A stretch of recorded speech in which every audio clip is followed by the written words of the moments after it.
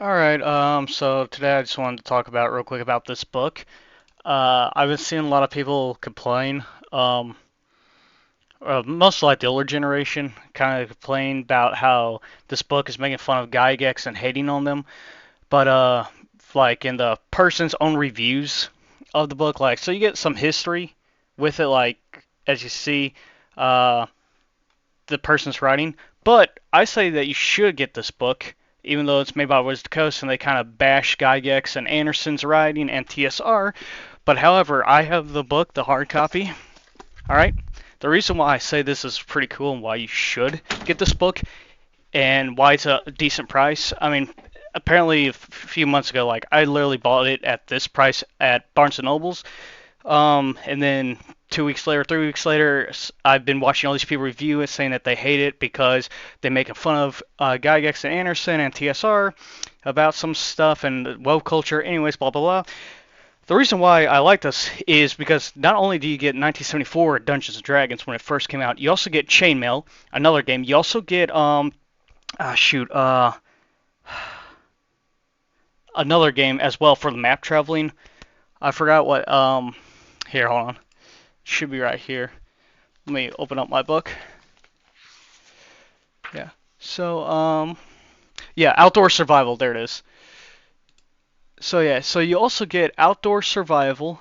I just saw it. Page 72, outdoor survival. So you get not only do you get that, you get the game chainmail rules. You also get outdoor survival. You also get the first draft of D&D. You also get 1974's D&D. So you got the fighting man, cleric, and magic user and anti-cleric. And then you also get the first three supplement books, adding a total of 11 classes. You have the Let me grab my phone real quick because I record this. Because not only does it come with the supplement books, it also comes with the strategic reviews that adds the other classes. So with this book, you're getting Chainmail, Outdoor Survival, 1974 D&D, three supplement books that adds more classes on top of the strategic reviews that adds even more classes and spells. And not only that, but you got these cool artworks right here that you can look at. And I love these. And look, there's even a mind flare. Back in 1977, I believe this, no, 1975, reading through this, I think is when the mind flare, or 75, 76, is whenever the mind flare already came out. So nothing new that Wizard of the Coast has added. All this stuff has been here for many years. And just look at the art, all hand drawn stuff, which is pretty cool as well. Um, But yeah, so the classes that you get a total of is, I believe, 11, 12, maybe, if you include anti-cleric as another class, since technically 1974 there's only three classes. You got the fighting man, cleric, and magic user, and if you count anti-cleric as one, then 1974 you already have four classes right there. But yeah, so 70 to 77. But the classes that you could choose from, and you can play as any race, it even says that in the actual book, so it's even more inclusive since you literally can play as a Balrog. Oh, that's why I love this as well. It has the original printing of the races as well. You have, instead of the, uh, shit, what's the modern day version of the Balrog? Anyways, you get the Balrog, instead of halflings, you got hobbits, and you also have Nazguls as well that you could fight in this. So you got the old Tolkien language, literature in this one as well. And so let me go ahead and tell you what classes that you could play as. So yeah, so the classes are the Fighting Man, the Magic User, the Cleric, Anti-Cleric, the Thief, the Paladin, the Illusionist, the Ranger, the Druid, the Monk, Assassin, and Bard. That is 1, 2, 3, 4, 5, 6. I'm sorry, I got stupid dyslexia when it comes to this shit. But yeah, I mean, you're getting pretty much four. No, you got three games and you got Outdoor Survival, Chainmail, D&D, and all the supplement books all in one. And I know that you could go plus the original writing too for it. And what's funny is Tolkien Enterprise, not Tolkien himself, but they ordered a cease and desist for D&D for Gygax and Anderson to stop using the term Hobbit and Balrog and Nazguls in their game. However, we still have Tolkien's um, spelling for the word orc because Tolkien accidentally spelt it with ORC instead of a K since orc is a Germanic thing and it was spelt with a G or with a K. So then Tolkien's like, ah, crap. Well, it's already written in the book, so I'm going to keep it ORC. So that's the only thing I think is funny that has not changed from Tolkien Enterprise's cease and desist is the spelling of orc with a C instead of a K, since the K is the true way how to spell orc, since the word orcish as well, ORKISH. But yeah, I forgot what I was saying while I was flipping through my book. And oh yeah, that's pretty cool too. Is you also get an old school character reference sheet. D&D character. No, not reference. Record is what's called. The one that you get is this one right here. Instead of saying this is a custom one, it should just say spells, and then this right here. Let me grab mine real quick. It's on the floor. So that middle part would just say experience. So right here, it'll say experience right here, and all blank. Right here should say gold. That is correct for magic items. That's correct. But right here should only say spells. But yeah, so this is pretty much what you get is this right here, and like that. It's a very basic game, but oh shoot, it's pretty awesome in my opinion, especially if you like the original wording for D&D as well too. For it, so if you like the word Hobbit better, if you want more Lord of the Rings, and the artwork is awesome in this. I mean, here's the game Chainmail, and the game Chainmail also has hobbits in it as well, and Balrogs, which is pretty cool. So yeah, so you can even see it: hobbits, sprites, dwarves, gnomes, goblins, kobolds, Balrogs, ogres, trolls, djinns, dragons, Efret, elementals. But yeah, I think this is freaking awesome. I love it a lot. And yeah, and just to say again, there is, I want to say 11 classes. So you have the Fighting Man 1, Magic User 2, Cleric 3, Anti-Cleric 4, the Thief 5, Paladin 6, Illusionist 7, Ranger 8, Druid 9, Monk 10, Assassin 11, and 12 is the Bard. You got 12 classes to choose from in this game, and the Thief is pretty cool in it because in this one, if you go to backstab, I believe it says in the rules, you get a +4 to hit plus ×2 damage. And every 4 levels that you reach, you add another time. So level 1 through 3, you do 2 times the damage. So say you roll a d4, then you'll just do a d8 instead. So say if you got a 4 on the d4, you did 8 damage. Once you reach level 4, you now do 3 times. Once you reach level 8, you're now doing 4 times damage on a backstab, which gives you a 4+ to hit in this game. And old school Dungeons & Dragons is very brutal and whatnot. But yeah, so I think it's pretty kick-ass, this book. I mean, if you just I got the book just for the rules of the old D&D as well, and it comes with those cool tassels as you can see in the bottom left. They could save pages, and that's what I have. I have pages saved for making dungeons. But this is sick. This is the coolest thing ever because it's the original printings. Like, even though it's photoed like someone went to a computer or to a copier and printed on their screen like a copy, photoshopped basically, each thing, it has the original wording of hobbits, Nazguls, and Balrogs. I forgot, let me look up what took the place of Balrog. Oh shoot.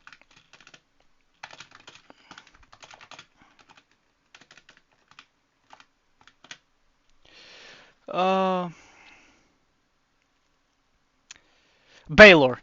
Yeah, so instead of Baylor, such a nerdy thing. You got the OG Balrog too in it, and if you're a fan of like Conan the Barbarian or just like old time comic art styles of like dark fantasy, like this leans towards more modern, but just the goofiness of some of the creatures. This is a must-have uh, book, and actually, so if you like more of, let me go to my drive, Google Drive. Um, of course, if you don't want to spend the money to get this, even though it comes with the first three supplement books, they didn't add the fourth one at all. They mocked it, which because it's about gods and deities, so like Zeus, it has like all gods and deities like from Conan, Norse, Greek, Roman, Egyptian, all mythologies. They're mocking like, oh, why are you comparing yourself to a god when freaking fifth edition everyone wants to start at level 5 and is already a god, and they named it like right here. 28. Here's the 2018 rules real quick. Here's something funny. It's the oh, come on. No, okay, I'm looking like an idiot right now. But if I go to human real quick as the class. But anyways, you can name your person Aesir. And I know this game has like uh Tyr in it or Thor in it, so they already brought back everything that Gygax had. But if you don't want to spend, oh shoot, son of a bitch. But if you don't want to spend the money and you want, say, just 1974 D&D where you get the fighting man, cleric, magic user, anti-cleric, and that one everyone uses a 1d6. All right, it's loading. But if you don't want that, then you could go to where is it? You could get this. So if you like this kind of art style a lot, like here, hold on, let me show you the old school stuff that I'm talking about that I really love. Um, this, ignore this because this is a supplement one book which won't fit into the original game. But this kind of artwork, so if you love this kind of stuff in it, like this artwork, then you should definitely get this Amazon. Get this, even though it's ridiculous. I think you're getting a base game plus all DLC for it, essentially like add-ons with Chainmail, another game with Outdoor Survival, another game. So you got 3 games plus supplements all in one. This is basically like pre-advanced A1 D&D right here. If you just ignore the person writing on like the left side, giving you like the history of it, and if you just read it just for the rules and using it as a rule book, definitely get this. It's freaking awesome. But if you'd rather just play 1974 D&D and not spend the money, and you want to play it for free, and you don't mind only being limited to 4 classes, so what I was gonna say is that you should just get OD&D Single Volume Edition, OD&D D&D Single Volume. You type that in, OD&D Single Volume Edition.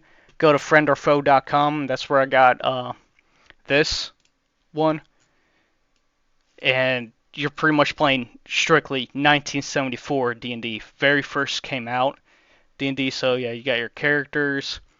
And what's crazy about the old school D&D is your hit dice.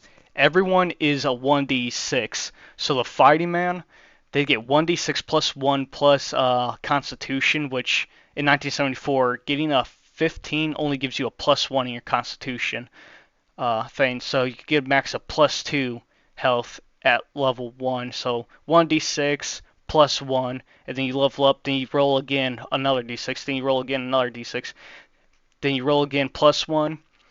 While for the, which one's this? This is the magic user. Yep. So this is the magic user's health. You roll 1d6. Then whenever you level up to level 2, you just add 1 to whatever you rolled previously. Then once you hit level 3, then you get to roll another d6. And then you just add 1 to that since your magic users are a bit weaker. But this is strictly a d6 thing. And yeah, and going for the cleric, you roll 1d6 level 1. At level 2, you roll another one. At level 3, you roll another d6. So this is all cumulative uh, d6 rolling, basically, that's added up. However, this health down here, and I hate because this, and I went back and forth between this hard book and this. This is the exact same thing. They simplified some of the rules from the strategic reviews, which is what you get in this. So this you're kind of scrounging around, reading the 1974 rules, and then reading the strategic reviews to simplify things. This basically put all the strategic reviews. I want to say 1975. That simplified the rules, made it easier. Oh yeah, and back then all your damage is a 1d6. So no matter what weapon you use, if you use like a flail or a spear or a sword or whatever, you're using 1d6 to damage. Unless it's a magic item, magic items are different. And right here, 10% of striking a helmet. So if something rolls, say for me the way I play this, if an enemy gets a nat 20 on you, it breaks your helmet instead. And where you find this rule at is actually with the helm of telepathy. Let me see if I can find it real quick. Alright. Helm of telepathy. I believe it's the helm of telepathy. Yep. For characters in the game, roll a percentile down. 10% of where and character fails to beat the score. So that's where that 10% rule. I'm just gonna give it to all the helmets because why not? But yeah. So you got the helmet telepathy, and that's pretty much simplified on the helmet because other D&D is like, oh, it's just a helmet's part. It's just for style if your guy wants to wear it. While in this, it's like actually usable. Then again, in 5th edition, you could homebrew your own rules about helmets doing whatnot. But I just like how this kind of clarifies it. And yeah, here's your old saving throws. So level 1 through 4 cleric has that. Once you reach level 5, your protection against like spells and whatnot gets even better. Same with fighting man. And then dwarves and hobbits, it even has the original wording too, which is freaking sweet for the original races. For it is you see that they're more magic resistant. And with this being 1974, you don't have to play with this rule, but basically the only thing that could be a magic user is elves and humans. Dwarves and hobbits must be fighting men, and only humans can be clerics. However, you could play whatever race you want as long as you like start as a low level creature, and even tells you that. So in this and let me find like 1d6 damage.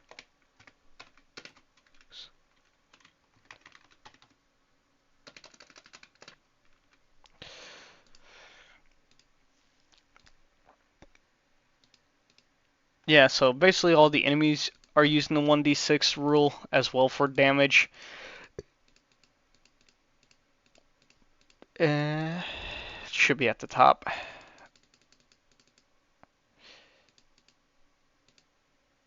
Okay, yeah. So each combat then rolls 1d6 for their level for hit that. No, that's unarmed combat. But damn. Okay, here it is.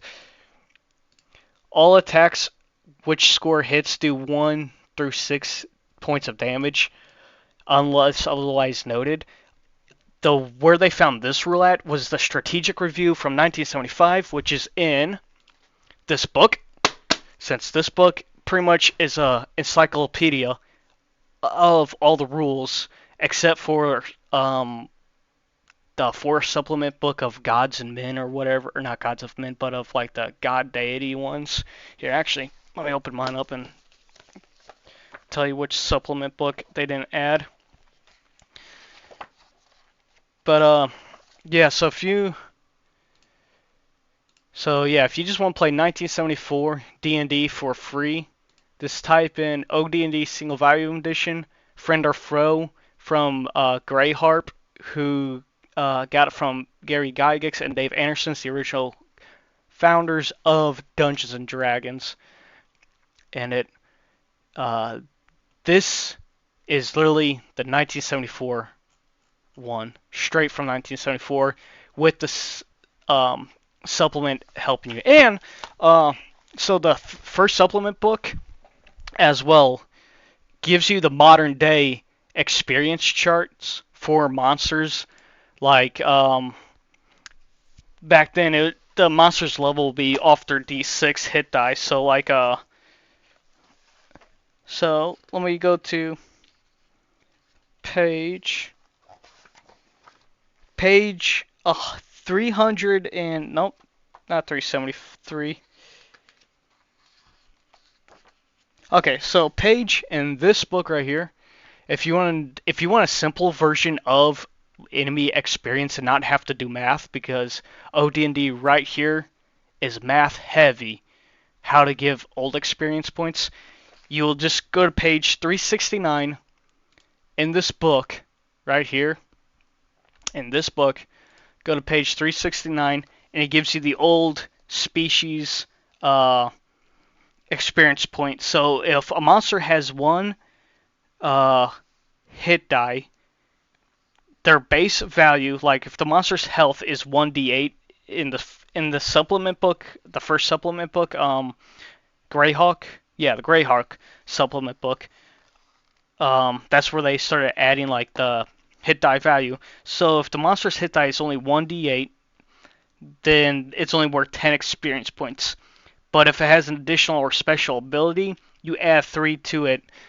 But since we're playing 1974 and we don't have an experience chart, the way you'll do it is this math equation right here, which is kind of confusing at first, but simple since gold back then also counts as experience. So you say that you found 7,000 gold pieces and you killed something that had 7 hit dice. So 1974, everything was on a 1d6 instead of a 1d8. Greyhawk made everything made creatures a 1d8 unless specified differently. And Greyhawk also added different hit dice for different classes, like the Fighting Man gets 1d8, the Magic User gets a d4, the Cleric gets a d6, and the Thief gets a d4. The Paladin would get a d8 since it's a subclass of the Fighter, and so would the Ranger. The Ranger would actually get 2d8s. In Greyhawk, if you play 1974 rules with the Ranger, then it's 2d6, which is very strong being level 1, being able to have 16 to 12 hit points at level 1 for that time when everything basically one-shots you at the time. But yeah, so basically the old experience works is you found 7,000 gold pieces, you killed a creature that had 7 hit dice, so that's 700. You add that together, divided by what level you are, times by the hit die again, which I think that's an error with that number because there should be a 7 right here. So I don't know if you minus 700 from it, but yeah, so basically in old D&D, whatever treasure you found, like gold, let's use a calculator. So let's say we found 250 gold, and we killed something with 2 hit dice. So since it has 2 hit dice, that means it's level 200, and let's say that we're level 6. So we'll take that divided by that, and how many hit dice did I say it had? 2. Okay. And then we'll times that by 2. And so for being level 6, killing something that has 2 hit dice, and we found gold on top of it, we'll get 150 experience from that creature, basically, for it. But with this math equation that they have, there should be a 7. So I guess they rounded down because then the person would level up at that point. Because that 7. Oop, 7, 1. God damn it. Wait, where's the all clear button? 7, 1, 2, 3 plus 700 equals 7700. Oh, you know what? We gotta close that. So 700 divided by 8, since we're a level 8, equals 962.5 equals 962.5, and then times 7, since that's what health it has. It had 7 hit dice, times 7 equals 6737.5 instead of 60375. So I don't know why they subtracted 700. Maybe that's something that Gygax and Anderson forgot to say. They subtract 700 from the 100 point, or probably because he was he had a monster on the 5th level. So we're on 5. So we can ignore that. Ignore this part in it, because up here we're talking about a 7th level. So times 7 equals that. So yeah, so it's pretty cool. And on top of, so after you get done doing that math, now since back then you also had shoot, what was it called? Prime requisites. So the fighting man's prime requisite is strength. So prime, page 7. So yeah, so if you prime requisite, strength is a prime requisite for fighting men. So this will give you even more bonus. So here it is. So yeah, so since strength is a prime requisite for fighting men, so let's pretend I have 13 my strength. So after doing that math of let's just do our own real quick.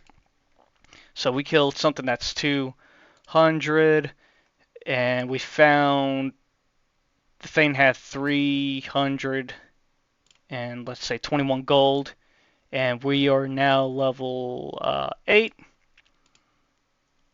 times, son of a bitch, I forgot what level we said it was.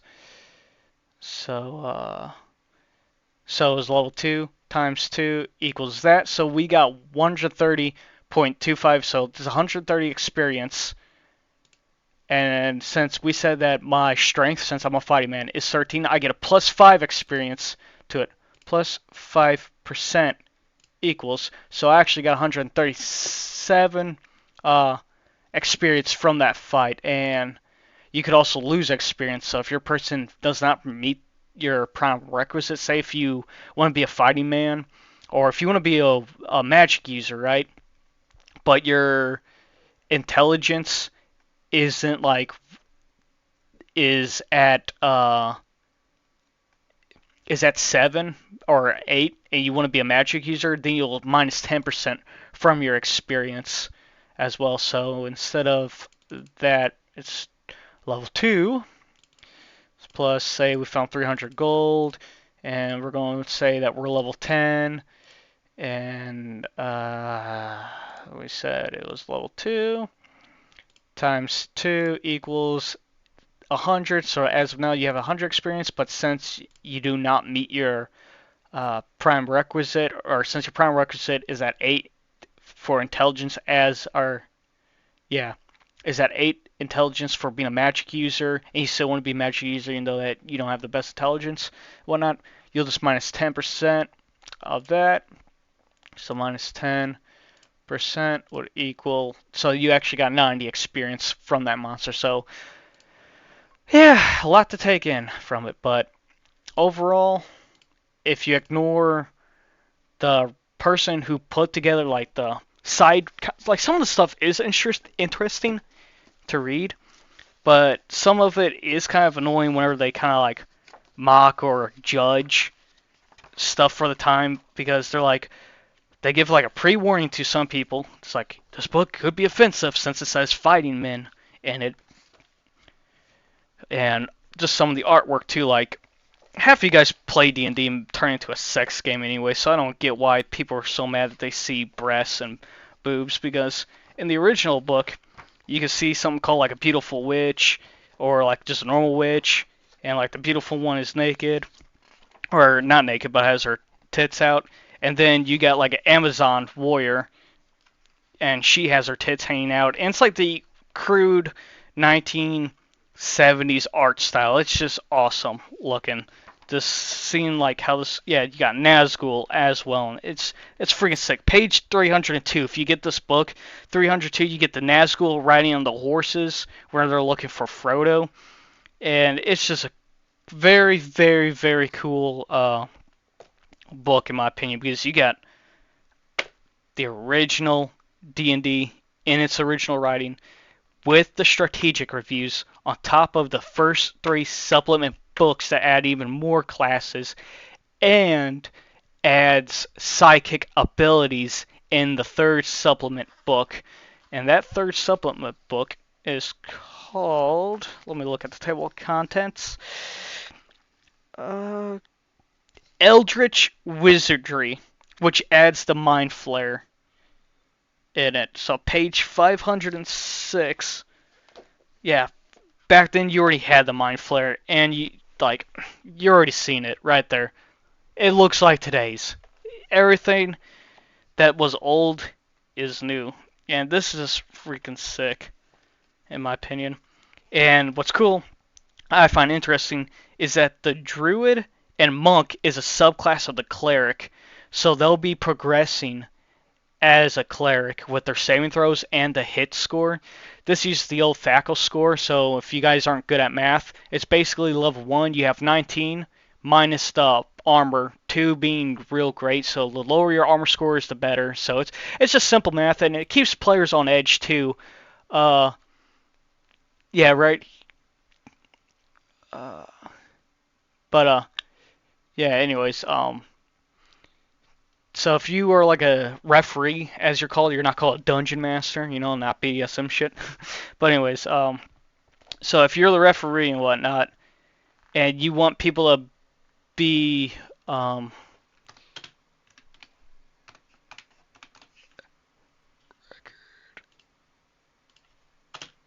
sorry, I'm holding the book in one hand.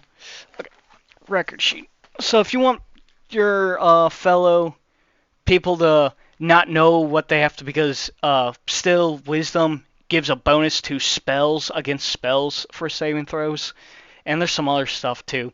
But yeah, if you want your friends, let's see if I could uh, open this image bigger.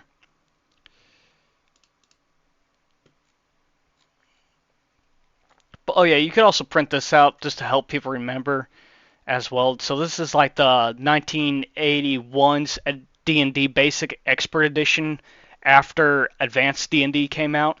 There was two versions of Basic Edition. There was the 1977, 75 one that is this one I actually have as my screen, and then you also had the 1981. So yeah, if you want them to know what their saving throws are, then yeah, you'll put down like your what you have to roll on a d20 still, plus your wisdom to affect this. And then for poison, you could say, oh, let's make Constitution, give you a bonus against that. But if you don't want your people, if you want to keep it more ominous, like secretive, just give them this, and so that way you just say, all right, roll a saving throw against a fireball. And what's awesome is there's no excess fluff at all in spells, and I love that a lot. Going back to my drive real quick, uh, like if we look up,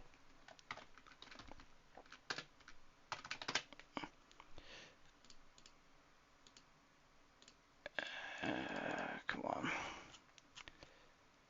uh, blah blah blah blah blah. Are those spells? Spell book. So, yeah, so here's the spells, but let's see, Cloud Kill. So right here, Dimer 6, Cloud the spell heavier. Let's find Fireball or something.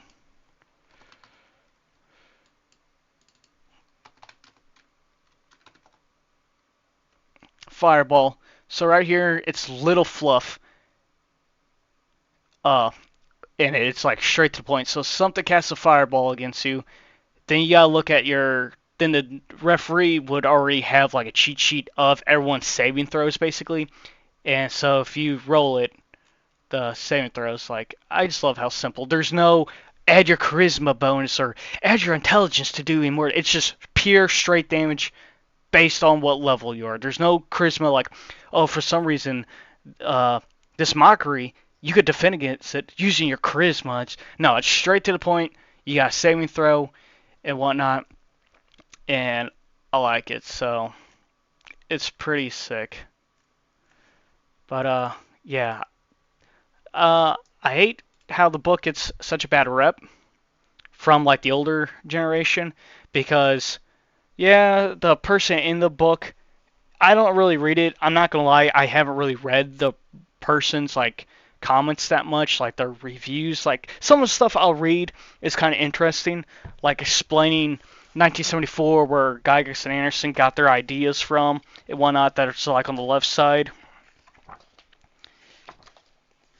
but you if you're going to be someone that's going to be hating this book because it's got woke culture and the woke people are going to be writing all over it, dissing and hating on them and whatnot.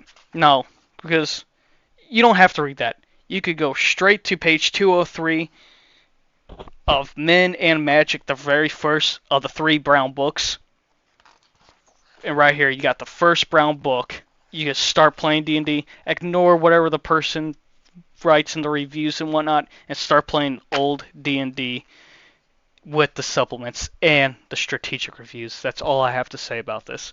Ignore the hate about this book. Ignore the what people say is like the woke part in this book and whatnot, and just read the rule books. There's the rule books. It's amazing. So that's my long rant about this. See ya.